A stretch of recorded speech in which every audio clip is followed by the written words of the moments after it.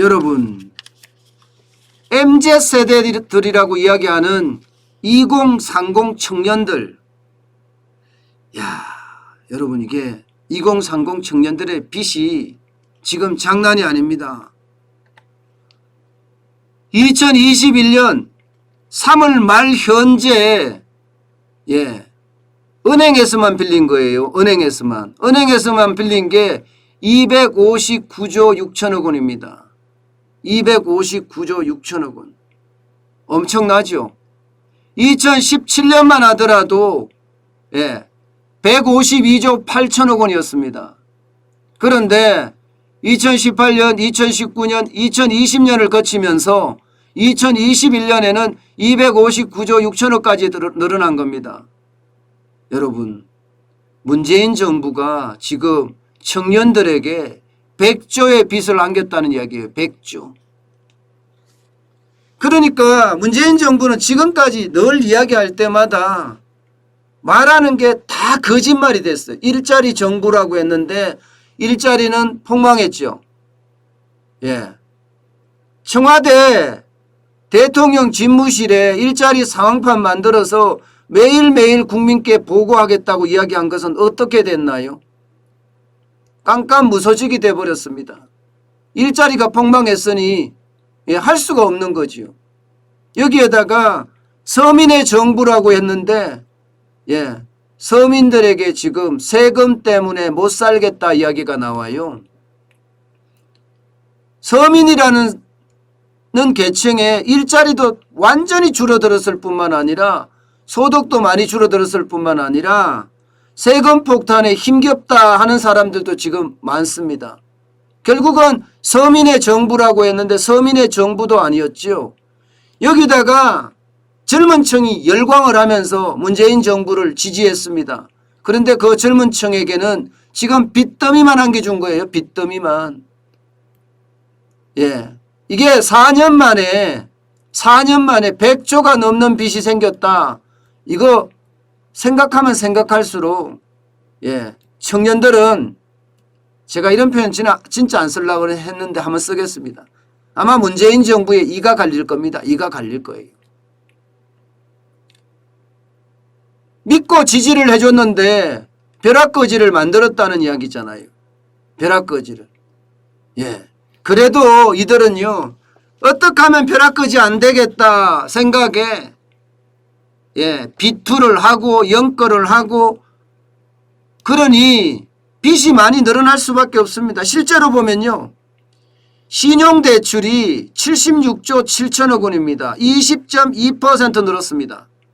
20.2% 전년 동기 대비하면. 주택담보대출도 182조 8천억 원입니다. 21% 늘었습니다. 21%. 그러면 청년대출도 작년 대비해 보면 214조 9천억 원이었던 것이 259조 6천억 원이니까 20.8% 44조 7천억 원이나 늘었어요. 44조 7천억 원. 259조 6천억 원이라는 돈은요, 전체 가계대출에서 차지하는 비중도 굉장히 많습니다. 전체 가계대출에 차지하는 비중. 이거 장난 아닙니다. 그 어느 때보다 많다고 이야기해요. 지금 전체 가계대출의 어떤 867조 8천억 원이었거든요. 여기에 259조 6천억 원이 되니까 장난 아니게 많지요. 장난 아니게. 심지어 말입니다. 심지어 867조 8천억 원 중에 증가액이 있잖아요. 증가액이 88조 1천억 원입니다. 88조 1천억 원. 이 중에 말입니다. 20대 30대가 차지하는 비중 엄청납니다. 44조 7천억 원이니까 50.7%예요. 50.7%. 그러니까 이들은요, 집을 사기 위해서 대출, 주식 투자하기 위해서 대출, 여기다가 코인 투자하기 위해서 대출에 대출을 계속 올렸다는 겁니다.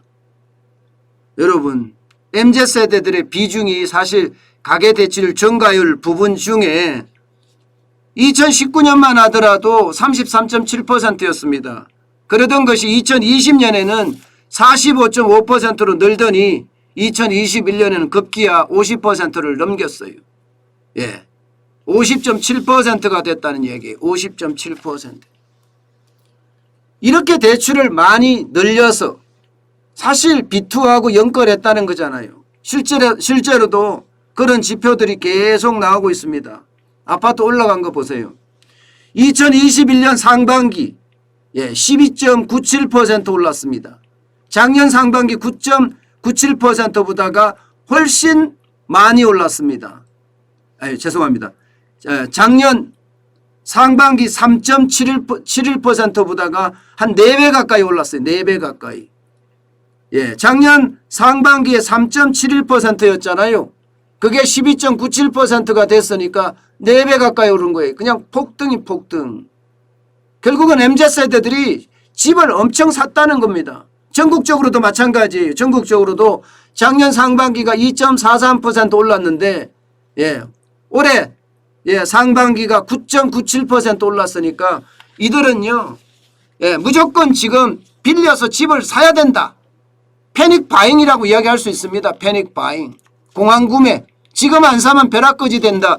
이런 생각을 너도 나도 한다는 이야기예요. 너도 나도. 그러다 보니까 MZ세대들 20, 20대, 30대가 빚이 엄청 늘어나는 거예요. 게다가 여러분 가상화폐 거래소, 암호화폐 투자하는 사람들도 아직도 많습니다. 지금이야 좀 떨어졌겠지만 2021년 4월 현재 587만 명이 4대 거래소의 실명 계좌를 가지고 있습니다. 업비트나 빗썸이나 코인이나 코빗. 그런데 4대 거래소에 거래하는 사람만 587만 명이지 우리나라 거래소 230개라고 이야기해요. 230개. 그러면 가상화폐에 들어간 사람들도 아직도 엄청날 거예요. 그런데 말입니다. 충격적인 것은 암호화폐 사용자 중에 암호화폐 앱 사용자들 중에 MZ세대들 20대 30대가 60%에 달합니다. 60%. 이 말은 여러분 가상화폐 거래하는 친구들 중에 60%가 2030이라는 거잖아요. 20대 30대들하는 거잖아요. 그만큼 지금 빚더미 청년은 그 언제든 계속 연끌해서 B2에서 벼락거지를 면하려고 한다는 이야기예요. 문제는요. 이게 금리가 인상되면 어쩌나 이겁니다. 금리가 인상되면. 금리가 인상되면 벌이라도 좋아야 되잖아요. 여러분 벌이가 좋지가 않아요. 가처분 소득 보세요. 가처분 소득.